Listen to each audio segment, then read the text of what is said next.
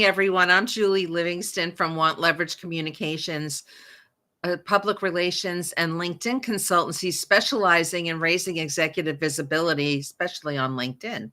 If you like what you see today, go to our website at wantleverage.com and download our latest tip sheet. Make your C-suite stand out on LinkedIn. Today, I am so delighted to have my guest, Jason Gardner, with me for a conversation on book funding and publishing. Welcome, Jason. Hi, how are you? Just Good. testing. You can hear me okay? Yeah, Too I loud? can. No, Okay, you're cool. good. You're good. Great to see you. too. Again, I saw Jason just the other night at his gallery opening here in Hastings on Hudson, New York, which was wonderful. It was beautifully executed, and the photographs, which we're going to talk about in a minute, are just fantastic. So Jason is an American photographer based in Paris and New York. He tells stories, visual stories, using photography and writing within the framework of visual anthropology. I love that. He's passionate about culture. Oh, I see we have a problem with this. I don't know why. Sorry, folks. Let me just fix this. He's passionate about culture, ritual, and music, and how they impact human expression. So for over 15 years, in 15 countries, Jason visually documented the ritual and festival of Carnival. I mean, how many of you have been to Carnival in New Orleans or elsewhere? Focusing on traditional, folkloric, and community celebrations. In 2013, he published his first book, A Flower in the Mouth, a photo book about the culture, music, and rituals of Carnival in Pernambuco. Did I get that right, Jason? Pernambuco. Yeah, close enough. Yeah. And that's in Brazil. And he just released his latest book in February 2024 called We the Spirits, which was published by Ghost Books. And I'm going to show you this fabulous tome, and we're going to go through it a little bit today. But it's really just, I don't know, it just puts a smile on my face when I look at the photos. I'll just show a few. Yeah, thanks for the show and tell. That's my signature. No, why can't I get it? You got it. All right. Sorry. The photos have just so much personality, and they're just fantastic. Anyway, Jason's work has been published in the New York Times, Geo France, Rolling Stone, La Parisienne, New York Magazine, NPR.org, and Spin. This project, We the Spirits, has been exhibited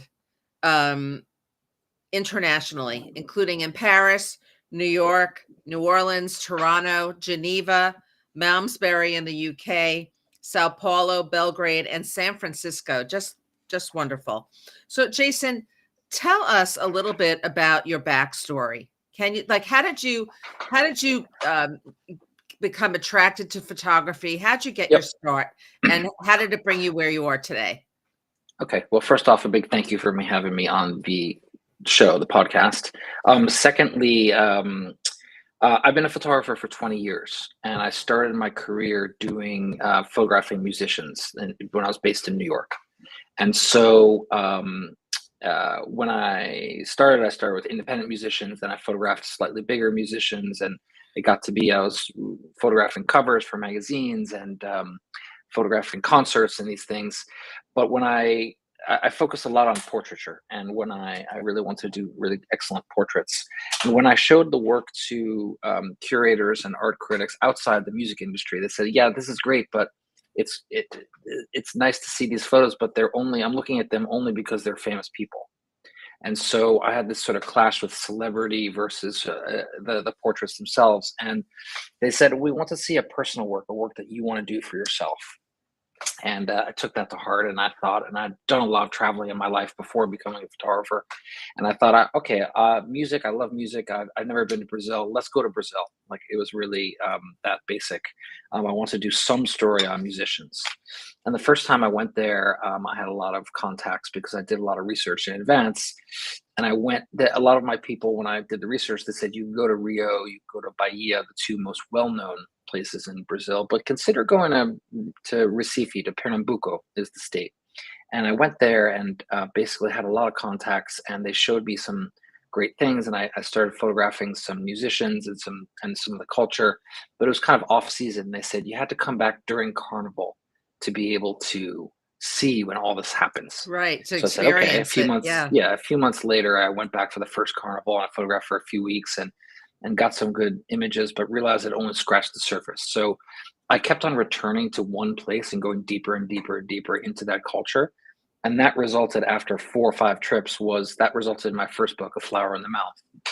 The years that I couldn't go to Brazil, when I was based in New York, I started exploring other carnivals just to learn a little bit about it. I went to Louisiana, of course, but not just New Orleans Mardi Gras, but I went to the Cajun Mardi Gras in Cajun country. I went to Trinidad, and not just the main big city streets with the feathers and the bikinis and everything that you've seen on TV, but I went to see the Blue Devils, the Jabs, in a small village way up in the mountain. And I kept on doing this theme of, well, there's this main carnival, and then there's this sort of independent underground carnival. Mhm. And when I moved to France in about 8 years ago, in 2016, I started to explore the carnivals in Europe, and that kind of evolved into this project, this second book of the carnivals. So it kind of continued from following this through line of following what I loved. It's a bit of an evolution of the project, but yeah, that's the kind of quick origin story of this project and me. And I guess Carnival is one of these, it's celebrated worldwide. Well, not in Right. every country, but in many countries. Right. I mean, really, this project is photographing the winter masquerade, right? The word carnival is a little bit overused, right? Everyone thinks carnival. And the main part of this project is that I'm photographing against the stereotype of what most people Right. see in the media as carnivals, which they see Rio. They see this big parade produced, gorgeous costumes, but glitter and bikinis and feathers. And while that is an aspect, that's really only one aspect of the carnival. The carnival that I photographed, which is the more correct term, is the winter masquerade, because that happens only in the season beginning from the Epiphany Day, Day of the Kings, the 6th of January, through Lent, which is usually the end of February, early I March. see. And that's part why people ask me, oh, how did the project I photographed over 15 years. So they said, well, did you do 15 carnivals? No, I did about 40, because you can do a lot if you time it right in different slots throughout the season. But really, this idea of carnival is a little bit overused and a little bit commercialized. The winter masquerade, at its core, that I've documented, is a pre-Christian, pre-religious, organized religion, pagan, sort of animalistic, sauvage kind of ritual that it's ancient, but it's still happening in today's modern society, right? Often in the small villages, Right. in the mountain villages, the prairie villages, in towns like that, where the sort of old culture is still being maintained. So it's got such an authentic, I don't know, grassroots is probably the wrong word, descriptor, but No, that's a good word. Yeah. quality to it, because these are small local communities, many times indigenous communities, that are creating this they're creating their costumes and masks out of found objects, out of natural fibers and whatever they find around where they live, right? Yes, and often there's a lot of symbolism. They might put it in with a bunch of pine cones or leaves or hay, Yeah. and as a connection to their connection with nature, right? Or they might have iconography like a rooster or a bull or something like that, which is connected to their relationship with the animals that they use, especially in the rural environment, right? Yeah, I love how So they're so inventive. yeah, yeah. It's very folkloric and very folk art, and it's something too that not only are they honoring the change of seasons, so it's kind of very much a winter into spring. Not only is it a little bit pagan, like getting rid of the bad spirits to bring in Right, the good right. harvest. Not only is it recommending, it's not recommending, but sort of engendering good fertility, both in the fields and with the families, right? But it's also a time to it's kind of an in-between time. It's a trance time. It's a time where the normal rules are suspended, men just like women, women just like men. And it's a time where, anything goes, but it's something where they're also honoring the generations that came before them. So that's why the title of the project is We the Spirits, and not a story of carnival or anything like that. Right. It's a little bit more poetic, connecting to, because one guy told me, when I put on this mask, I connect with 10, 100, 1,000 generations before me. It was the one in Sardinia that you showed a few minutes ago. He said, when I put on this mask, I can never die. Right.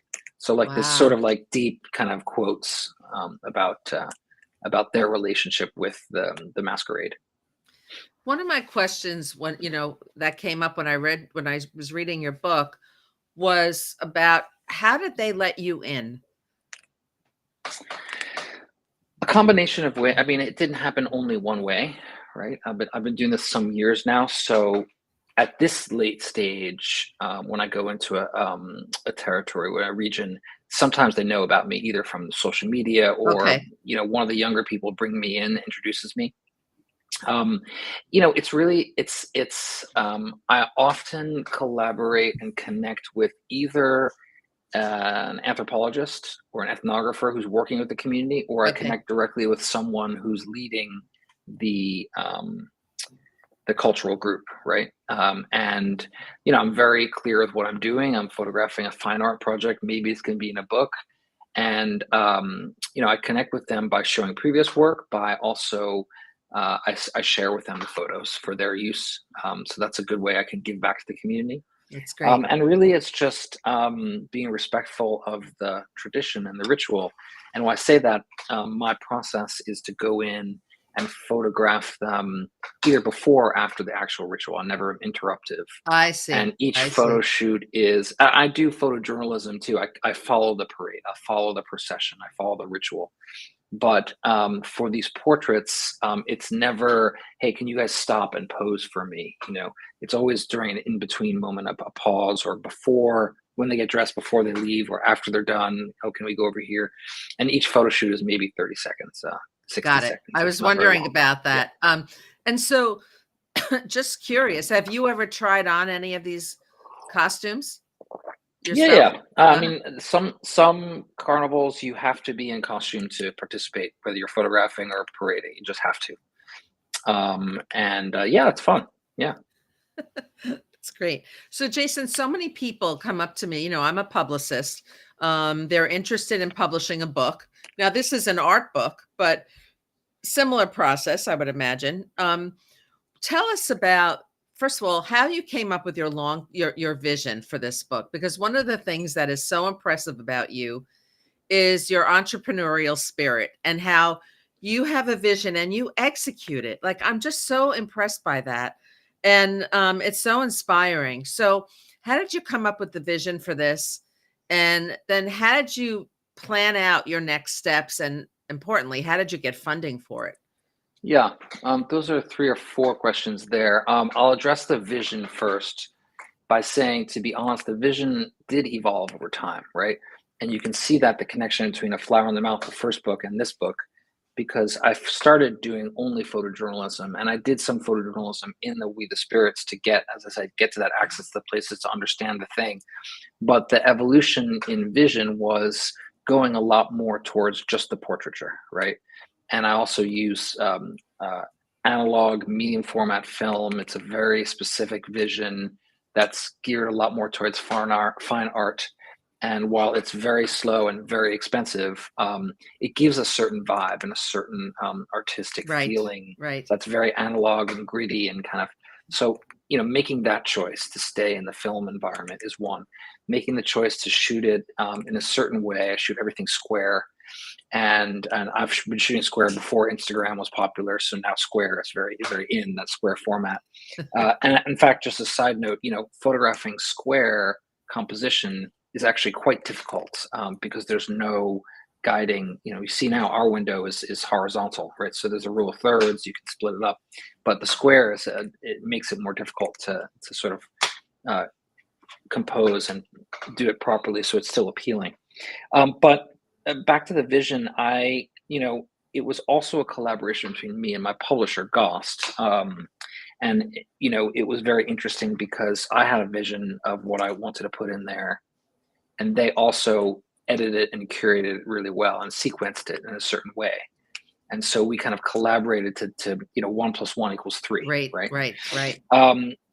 So that's the vision aspect. I did want to add some of the stories of each carnival, but we made also the artistic decision to make the images be front and center in the book, and the writing is still in it, but it's in the back. It's to be not.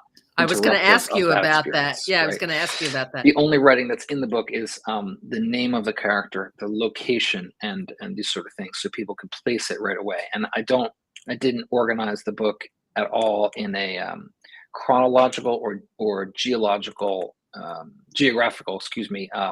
manner. I just did it based on the feeling of the images and the flow and how they related to each other, which is another artistic decision and vision, because I didn't want it to be, when you start organizing it either by carnival or by region or whatever, it becomes too typographical, typology, and it becomes too anthropological and kind of like putting it all in a box.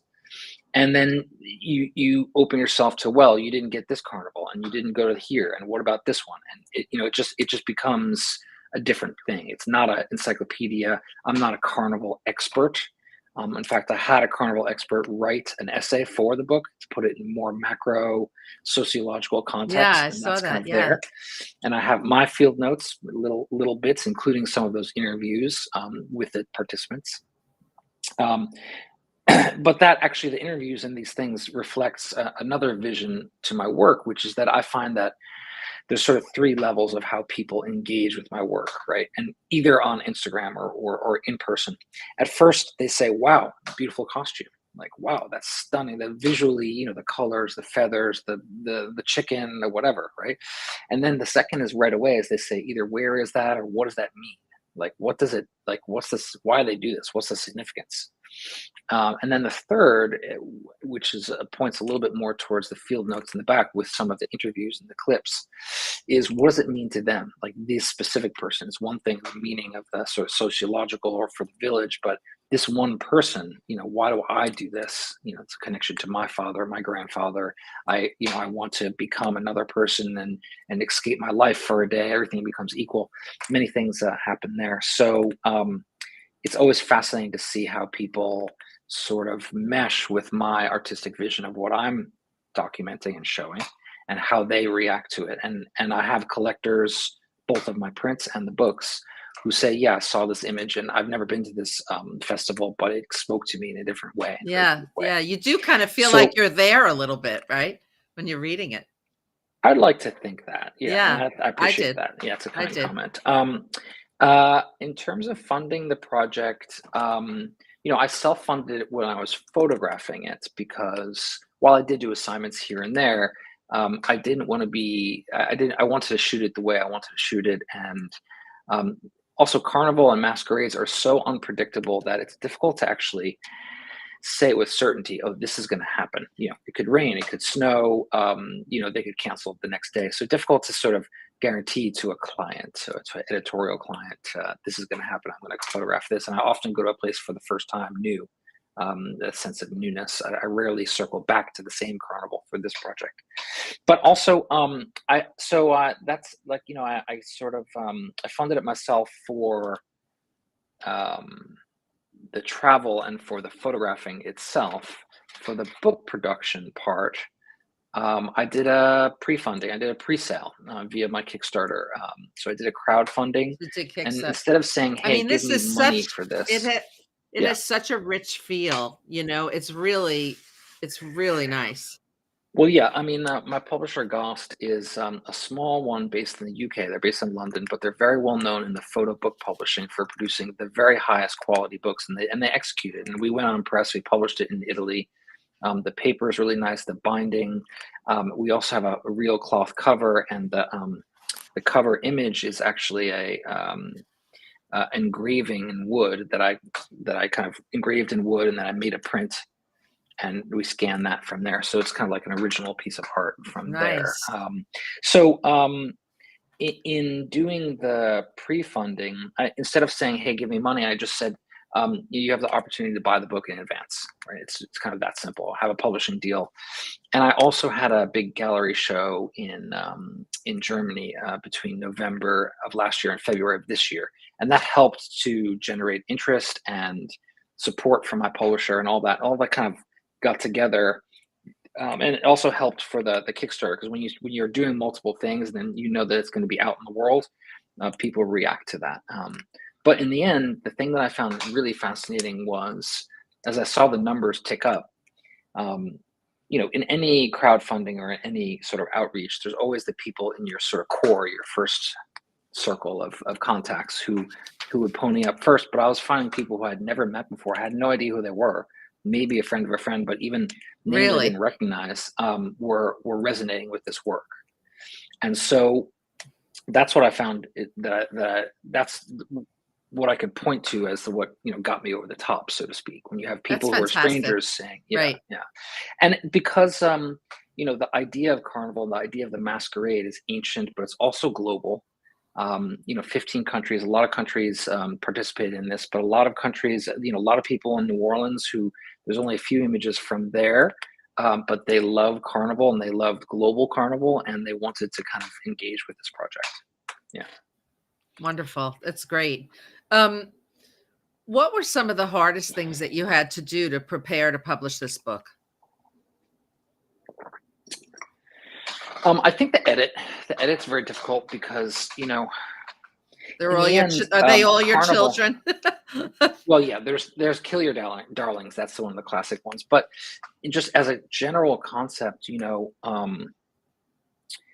concept of carnival is very easy to photograph because it's very colorful, and there's so many photographers there. But it's also very difficult to differentiate yourself, right?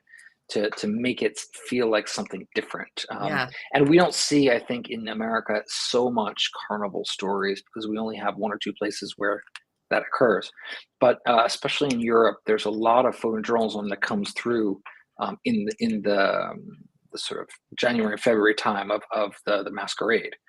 And so it becomes, how do you stand away out from the crowd? And I did that by kind of abstracting them away from the crowd, and also using film. And when because I have a very old camera, it's a Mamiya 6, it's a rangefinder, and it's not a snap, snap, snap, snap, snap. It's like a very manual focus. And so the relationship between me and the participant of carnival that I'm photographing becomes such that they see that I'm investing in this, that I've been there, that I've been introduced, I've been in the community a few days before, talking to them, making interviews, but also I have this really old camera and that it's slow. And I say, we're going to take about 30 seconds here, but just give me a sec, and I kind of do this, and I kind Yeah. of arrange them and make it just so. And it's a little bit performative in that they kind of give their best look and kind of, they do this, but it's also they're proud of it. So that comes through, That's wonderful. So Jason, what's next? Will you continue to photograph carnival around the world? I will. And what's next in the next, short term is getting this out to, galleries and to editorial publications on both sides of the pond, and publicizing the book a little bit. And the next thing is not only shooting carnival, but there'll be something else about culture and identity coming up. But I don't have I'm not ready to disclose the next project at the moment. Okay. It's still working on it. Some of it's working on this, and some of it's kind of developing what's next. Yeah. Wonderful. But it's been interesting not only to have random people resonate with the work, but also, and I know this podcast is about press. Press on both sides of the Atlantic have connected with this as well. I just got published in the Wall Street Journal in February. Which was amazing. Yeah. And not only was in the print edition, which was quite good, but the Wall Street Journal has 2 Instagram accounts. They have the kind of their photo team, which is relatively smaller, like 400,000.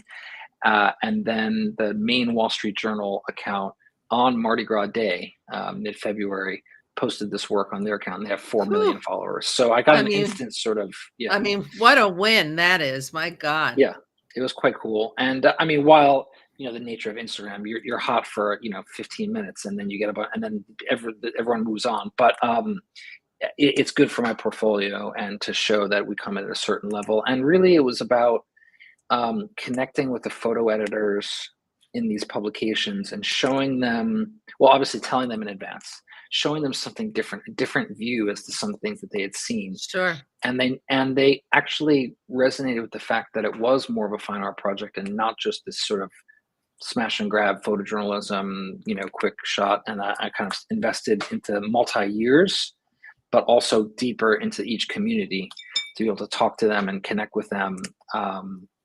And that's what enabled me to get these sort of stories in a different way. I mean, you got the Wall Street Journal. You got what else did you get in terms of press coverage? That was the biggest one in the States. In the UK, the Guardian. Huge. The Sunday Times magazine, the UK. There's an art blog called This Is Colossal, which is quite followed in the art world. I'm a subscriber. Yeah, so that made their homepage for a day. There were some other magazines, like a German magazine, a Dutch, a Swiss magazine. Beautiful. Dutch was called Quest.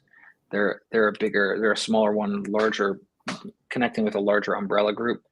And then there's more to come. There's a Portuguese newspaper. Kind of each region was interested in their own way too. And let me see, there was some other win that I can't remember off the top of my head, but that's the main of it. Yeah. So altogether, all of this press coverage creates this swell of interest globally, and it just keeps the story so fresh. Yes. And also it provides some, I guess, credibility for showing to galleries, showing that it's all picked up in media. It's an evergreen that you can always link to it in that way. Absolutely. Well, yeah. Jason, this has been a fantastic conversation. I've learned a ton. And I've really learned more about what you do in your work and how you approach it. So thank you so much for joining me today. I really appreciate it. You're welcome. And how do people get in touch with you to buy the book? Like if you wanted to buy a copy, this makes a great gift, actually. You can, I have an online store on my site, jasongardner.net. Or you can send me an email, jason@jasongardner.net. It's quite simple. Some of the images and the press coverage have been documented and archived on my Instagram account too, which is @visualanthropology1, the number 1. And those are the best ways to do it. Fantastic. Yeah. Okay. Well, everyone else, I'll see you next time on another edition of PR Patter. Thanks for joining today.